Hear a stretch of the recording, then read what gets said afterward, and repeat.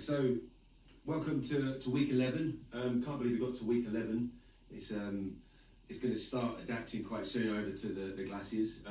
Good news is that the glaciers started opening. Zermatt was in really good operation this week. Show you some videos from up on the glacier, from the Zermatt glacier. Let's have a look. So let's bring this one back. I'll try and find that later. That was up on my screen, but as usual, these things usually, here we go, it's on this one. So, if you can see here, this was the view. So it's not a bad thing to look forward to. There's been a lot of precipitation in the Alps over this week, and this is sort of real-time skiing now. So, great to watch, great to see what's going on. So we're looking forward to getting up there. Our courses start up on the glacier very soon. We're looking to start in July, but Cervinia, where you guys know where we stay, Cervinia opens on the 20th of June. So believe it or not, there's so many negatives that have come with COVID, obviously for everybody. But the fact they're opening a week earlier than scheduled, they were due to open on the 27th, but they're now opening on the 20th. I'll be going across there. So one of our blogs will eventually, in a week or two, will move over to being on snow. So a lot of the things obviously we've been talking about, and some of the stuff we're going to go through now on the video, talking about how these at-home exercises work, we're going to be putting into practice and showing some skiing. And this is from the other day, 14th of July. 14th. Yeah, this is obviously older footage, but it's showing the same sort of conditions. The footage we've seen. If you go onto the Facebook pages and the social media, there's a trench of snow about this deep at the side of the piste, and it's something that's got everyone excited. The peaks around here, around Petit Combin, and looking over at Trion towards Chamonix direction, they're loaded with snow. Also, I wanted to say on this talk, notice other people like Ski Focus, Stuart Bernard, the Snowworks guys. Putting out some really good content as well. A lot of people have been watching that stuff. So saying hello to those guys. They're over in Teen, and we know they got a good dump of snow as well. So so that was the other thing, is talking to people. Lots of people have been putting effort in, whether it's charities like Snow Camp putting on events. Shemi, I know, is doing some stuff through the ski club. Just really nice to see. So this week's session, we said last week that we were going to try and give people a task and look at how they could incorporate webinars 1 to 10 and the content from it, but specifically webinars 1 to 8, which had either range testing and showing ways to develop your range, or plyometric exercises and bounding and jumping, things like that are simulating your skiing action. And we saw some really good results over the week. As you guys know at home, we're doing a lot of interactive work with people where they're sending in our videos, we're assessing them, looking at them, and then giving feedback during the course of the week. And it's going really well. People are making definite development changes. So what we're going to do today, we're going to have a look at a few of the aspects from it. I'm going to show you just one demo.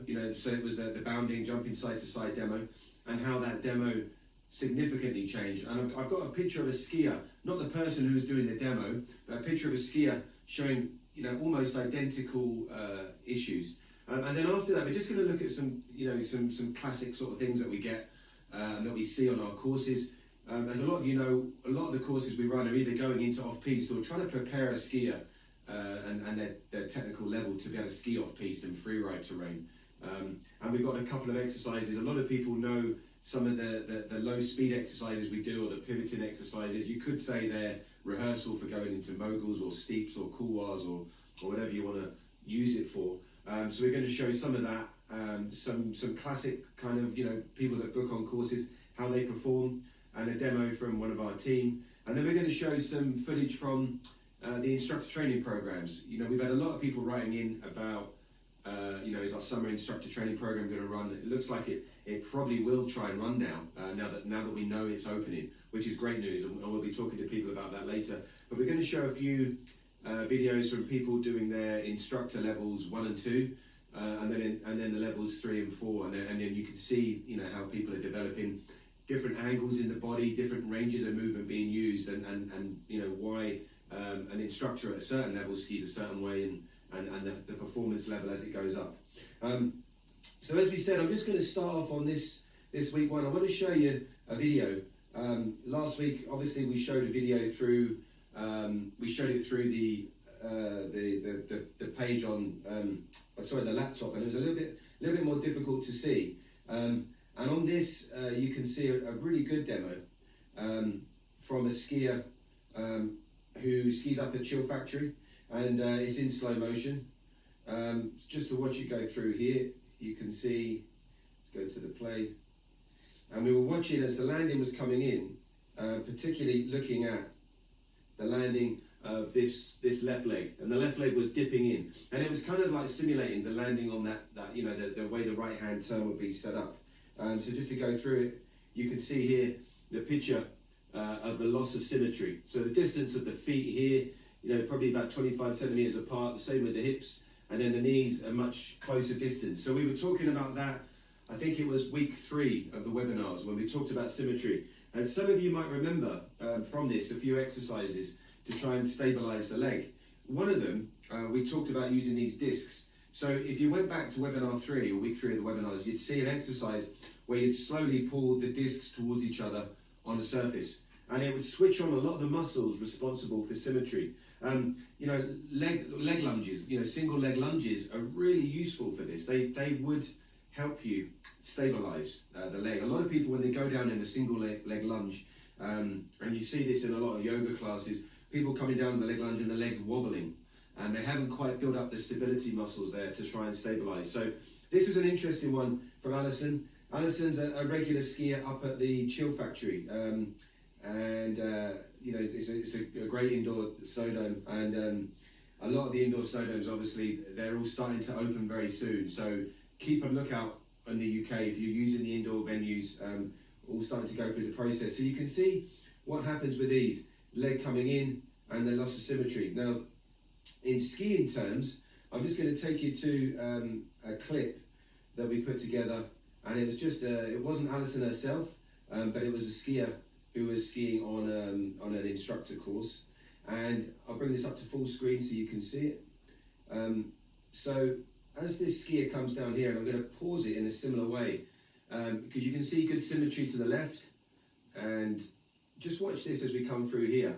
Everything seems set up quite nicely on the turn here. She's turning right. She comes around and crosses over, and I'll take it through frame by frame. Just take a look at the symmetry as she goes in here.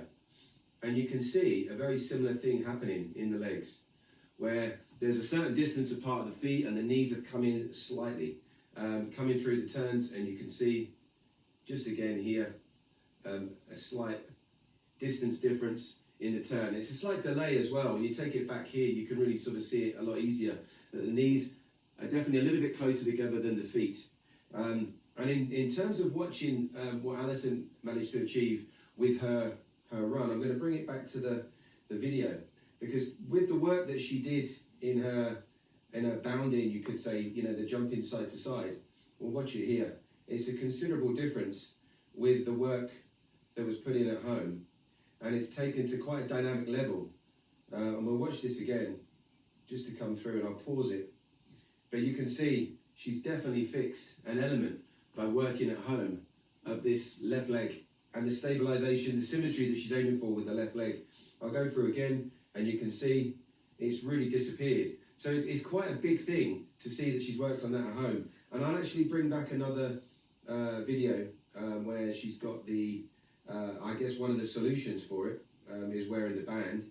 And the band is I mean, I had a chat on the phone to Alison earlier in the week, and when we put these on, obviously when we were doing the exercises and we were working through this, these things here are a bit like when you ski. If someone was doing some training with you and gave you an exercise like putting your hands on your knees, you'd straight away have way more awareness and sensitivity as to where the knees were whilst you were skiing. That's quite often the problem in skiing, is that you don't actually really know what's going on unless someone points a video camera at you, which is why we were saying how important this type of work is.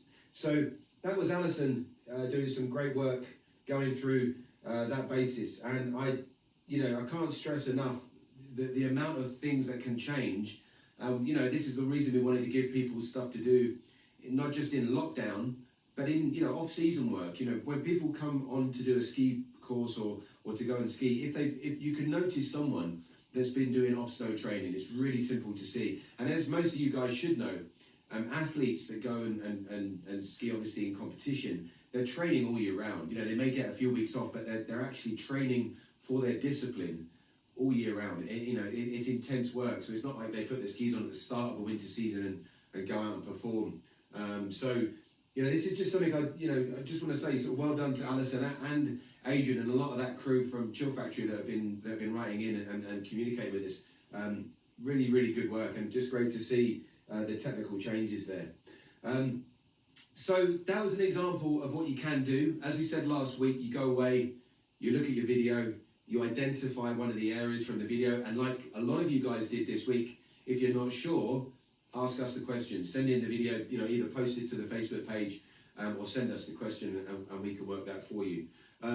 So that was Alison's solution, really well made there, and it'd be really interesting to see when she gets back on skis at the Chill Factory. I'm sure she'll send us in a video and see how that changes there. The other side of it, what we were getting asked this week, or a lot of the questions that came in, was about, this is just another video actually, showing someone putting in quite a high performance turn, but very similar. A little bit more tricky to see, but here you can see the outside leg has got a kink in it, and the inside leg has come in slightly. So really high level skier, carving, making great turns down the open piste there, but you can still see the symmetry is not there. So in the ski edge angle, they're going to be slightly different. That person's a charger, they'll adapt, they'll make it work no matter what. But if they're looking for perfection, if they're looking to up the speed another 10 miles an hour in a free ride terrain or whatever they want to do, you want to know that symmetry is there. But let's have a look on the crossover coming through. Much better on the turn to the right, as you can see, but similar as what we saw in Alison's. Coming through, you've got the A-frame fold on the left-hand turn. So this is what we were talking about in a lot of these weekly lectures, is that most of the time, it's not both of your turns that there's an issue with, it's usually one. So here, either one-legged lunges, leg extension work, so webinar 4, 5, leg extension work on the outside leg, really going to help that. Webinar 3, stability, stabilizing lateral control muscles to get the legs in a symmetrical place. That's the inside leg, needs a little bit of work there. But again, awesome to watch the skiing. I was watching a video this morning. I think Conrad, British skier Bartelski, posted a video of some powder skiing he was doing in St Anton, and there's a lot of videos coming out at the moment. People starting to post video teasers of the winter videos coming out. Everyone's getting in such a strong mood for skiing. I predict that it's probably going to be one of the busiest summer skiing events. Up on the glacier for the we always have a good flow of people through, but I would presume that this summer, whether you're in Zermatt or Teen or whichever glacier you're using, Hintertux, I think it's going to be busy. I think there's a lot of desperate skiers out there. I know I was when I watched Conrad's video this morning. I was desperate to get back on skis. Okay, so there's a more close-up version. I'm going to take the time and just show you. I may as well because it's closer up on the screen. Outside leg, it's got a kink in it. Could do with a little bit more extension. Will help get a bit more pressure on the ski earlier in the turn. And inside leg is folded in. It needs to be manually maneuvered. It needs to use the lateral control muscles to bring it in. But awesome skiing going on. Okay, so I'm going to talk about a subject now, which will be sort of the main part of today's subject. When people come on courses, we usually put them through a test, like a low speed test. And a lot of people haven't been, quite often, put through the paces of skiing at low speeds. So it's a bit like, we call it the short game in skiing, but we try and get people to make a parallel turn in a really short space with practically zero speed. And when you remove someone's speed that they're used to sort of skiing at 20, 30 miles an hour, all of a sudden things become more difficult. But it's not a surprise that mogul skiing, a lot of people are tested there. That's a lot of skiers' nemesis is trying to get down a long mogul field. where you can't really take the same speed you take off piste, obviously unless you're a pro mogul skier.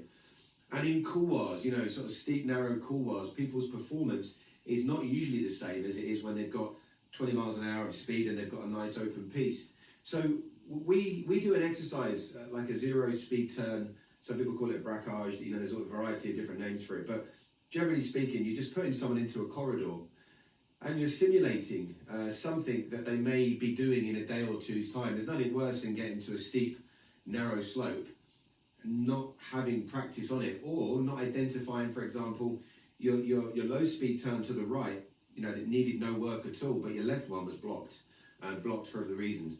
A lot of this rotation element relates to the webinar where we talked about leg steering range. So I'm going to correct myself actually. The symmetry we were just talking about there, that was webinar 2. And that was so many webinars, it's getting ahead of me. This one was webinar 3, and we were talking about leg steering range. And a lot of the time on this, when we take people off of snow and hold their hips, test their leg steering range, we're noticing a few of the things that they're having trouble with here are showing themselves actually off of snow. So some people, when they haven't got the leg steering range naturally, they throw their body around, or they have to throw their hips around, or their hips follow them around. I'm going to show you this person coming through here, and I'll show you in slow motion. As they come around the turn, you can see low speed, lift of the inside leg, ski slightly coming off the ground, coming through the turn, and already they get caught in a wedge. Now this person's a good skier, carving their turns, and the ski plays catch up after, but it's always a shock to the system. So that's to answer a lot of the questions that came in this week. What is it when people start your courses, you seem to put them through this test, and some people understand it, some people think we're just sort of giving people drills for the sake of drills, but the reality of it, what it is, it's just a low speed test that makes people try and make a parallel turn without speed. And it's not as easy. A lot of the time here, people don't have the confidence to let their hips fall over their feet, to roll from one edge to flat to the new edge. They're quite static. And you'll find also in steep scenarios or narrow slopes or in short radius turns, they don't have the confidence to let their hips fall over their feet. They quite often have their hips stationary at the back. And that can be a problem for other aspects of skiing. So coming in here, I'm going to carry on with this guy's turns. Let's have a look at his turn to the right. Can't remember what's the difference between left and right here. But you can still see the split, the wedge. The hips get left behind here. So at the moment, the hips haven't moved this direction, to release the skis. That's what should have happened back up here in the turn. So what he had to do, he had to shift and brush that foot out because the hip didn't roll progressively over the feet. And when you do this, you don't just roll and push your hip in, you have to move it progressively. And the other element to this exercise, this low speed exercise, and what Rob will do, Rob will post you this low speed braquage exercise, a video to it online, so you can see the explanation of it in full, and he'll post it in the comment section of this talk. But that's a really key thing for us, is to see people having the confidence to allow their body to be able to move, the hips to be able to move over their feet at low speed, but progressively. We find a lot of the time in skiing that people just shove and chuck their hip across. And if you're in powder and you did that, you'd have an overload. You'd sort of hit a brick wall of powder very suddenly. If you're trying to make nice GS turns on piste, that would make you feel that if you threw the hip so quickly, your ski would sort of judder and slip away from you because it'll be an overload, too much pressure at once. But this really teaches people to move progressively. Another person trying it just here, slightly better at it. Let's have a look. So bringing it around almost parallel. So this person's, again, an experienced skier, needs to make this part of the body here move this way, down the fall line. And as it comes through, let's have a look.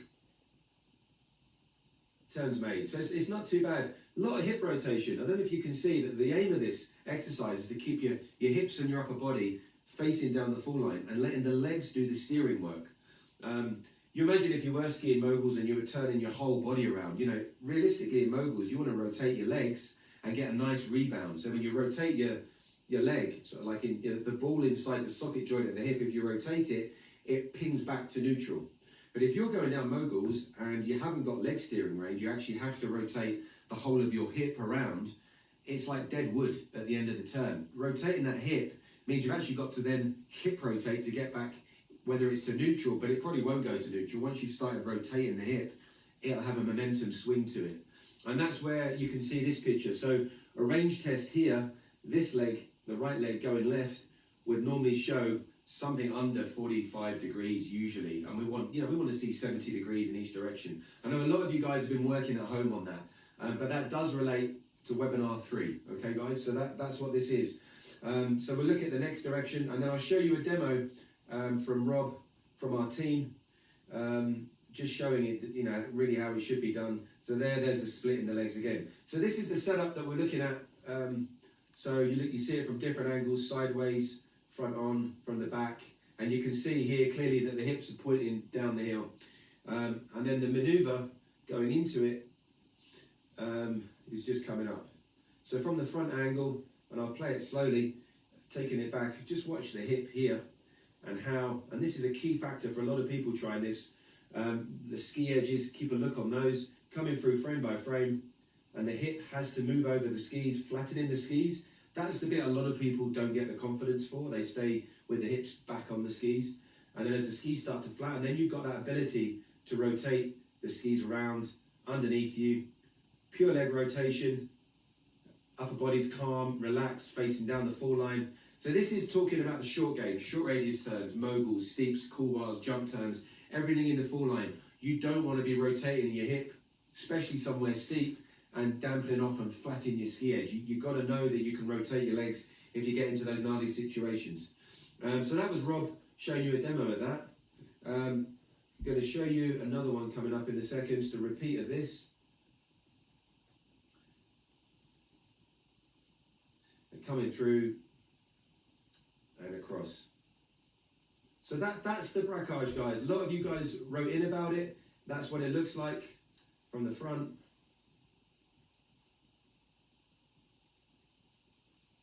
And coming through. Steering, just leg steer. So you can now see the difference here between what Rob's done with his skis and the range. It's about 70, 75 degrees rotation across. Hips nice and relaxed, no tension. And because of it, obviously, when a lot of you guys see people waving their arms around, it's not because they're waving their shoulders or arms around. It's usually from here, because the legs haven't had the ability to make the full steering range. I'm going to show you something now. So that's the explanation of why we do the low speed rotational exercises. It's rotation of the legs, trying to get the ball to rotate inside the socket joint of the hip. And a lot of people, I would say over 95% of people, when they come on a ski course, even accomplished skiers who can carve quite nicely on piste, this end of the spectrum, they don't have the ability to do. So it's well worth checking at the moment, whether you're skiing this summer or an indoor snow dome when you go back, have a look at this. It's a little bit more tricky to do on a dry slope. If you're doing a dry slopes are brilliant. I can't recommend them more, but the rotation and skiddy stuff, sometimes where you can get your ski caught unless it's very cold, or they've got a great watering system. And then the good point there just made, a lot of people when they do try this, straighten their outside leg. Next week, guys, we're going to lead on to show you a little bit more from the elements of carving on piste. We talked earlier that we're going to be looking at the instructor training side of things, and I just want to show you a couple of video clips of skiers coming down. So this is some nice turns, skier looking basically at trying to fix elements of their skiing. They were tipping their upper body in one direction, and you can see even here, you can see the difference between left and right. Tension obviously in the arms here, because you can see the ski poles up in the air, so you need to relax down on that. But it's just quite nice to watch all the skiing going on. So that's someone actively working on an exercise. Coming through here, you can see really nice angle in the body. Exercise, trying to use the poles, get a level viewing plane. And here, inside leg work as well. So the skiers pressing on their inside leg, trying to create symmetry. We talked obviously about that earlier with what Alison was showing us with her demo and her development in it. And this is a skier actively using that hand to stabilize, try and maneuver, manage the inside leg so it doesn't drop in. Good skiing. Lovely. So you can see here, guys, this is a success really out of an exercise. We're going to show you a couple here, a couple of ski runs. This is Jordan from our team. Great technical skier. Just watch the maneuver and the movement. So taking it on board here, these turns that are being made, dynamic angles being created really early and good leg extension coming through there. There's no kink in the outside leg. And to get the pressure that he got on the ski back here a lot earlier and to create these angles, you need to be extending, pressing the leg nice and early against the ski. Inside leg active, not folded in and static, but active and flexing, allowing much more room for the hip to come across. And that's how the dynamic angles here are made. So really nice and early here, coming through, finishing the turn. Watch the use right up here. So the left leg, here is the leg extension, week 5's webinar. Nice and flexed here at the end of the turn, and it turns very progressively long and strong, putting pressure against the ski and creating that strong edge grip and platform coming into the turns. And I'll compare this run in a second with some of the guys from the courses doing their level 3 and level 4 training actually, so it'll give you a chance to see. Here's some short radius turns coming through. Again, just showing the movement across the body. Hips projecting forwards, and here's a sideways angle. So just look the forward projection, which relates to webinar 5 quite a lot, to do a leg extension, projecting forward. We said earlier that the exercise on the braquage, we see a lot of people staying on the back of the skis. You've really got to work the body forwards and backwards across the ski length. And you can see every time Rob here is making some turns, he's not on a carving ski, he's not on a piste performance ski, he's on a freeride ski. And the freeride ski is not really designed to do so much carving, but because he's working the ski, he's having to work it. He's getting the ski to bend, and he's making the ski do quite a lot of things for him that it wouldn't naturally do if you weren't getting forwards and backwards on the skis. So it's a really nice difference between front and back, using the whole length of the ski. Here's Jordan, some front-on demos showing you the camera work. And again, forwards and backwards movement. Projection of the body straight down the fall line. Really working the tip of the ski at the start of the turn, the tail of the ski at the end, whole length of the ski. I'm going to show you a couple of elements because we're going to finish, it's nearly 11:30. I won't make it go on too long for you guys, but the difference in what you can see with the guys working there on the demos. This is Ethan, fantastic, #1 British freeride skier at the moment doing competitions. Ethan's part of our crew.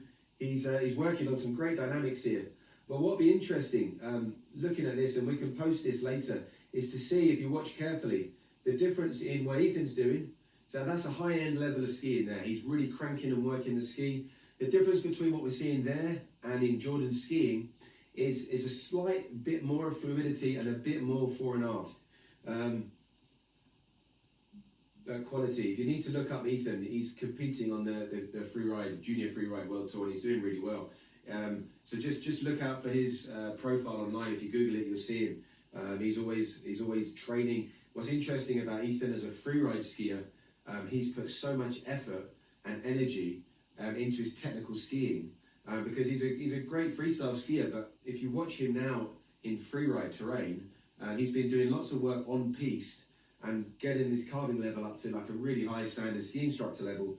But when he's now translating that into freeride skiing, it's been a great success. So quite a lot of these elements that he's been working on here have changed in his skiing. I'm going to show you another skier coming through. Really nice turn towards the right, nice turn towards the left. Now this is great skiing, and what you can see here when you take it back, it's great skiing. To compare it, just not quite the same angles as what we were seeing in Jordan's run. Really good here.